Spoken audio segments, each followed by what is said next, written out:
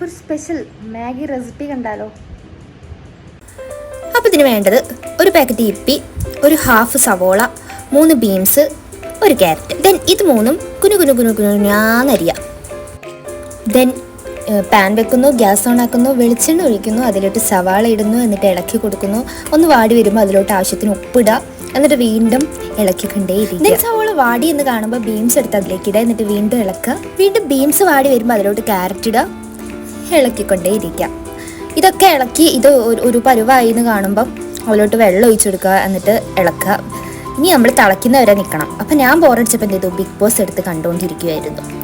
അങ്ങനെ നന്നായി വെട്ടി തിളച്ചിട്ടുണ്ട്. ഈ വെട്ടി തിളയ്ക്കുമ്പോൾ അതിലോട്ട് നമ്മൾ അതിൻ്റെ മസാലയും മാഗി ഇടണം. ഞാൻ എൻ്റെ വീഡിയോ എടുക്കാൻ മറന്നുപോയി. അങ്ങനെ എല്ലാം ഇട്ട് ദേ നമ്മുടെ മാഗി റെഡി ആയിട്ടുണ്ട്. അതിൻ്റെ കൂടെ ഞാനൊരു ഓംലേറ്റും കൂടി അങ്ങ് അടിച്ചു. അപ്പോൾ എല്ലാവരും ഇത് ട്രൈ ചെയ്ത് നോക്കണം. ഓക്കേ.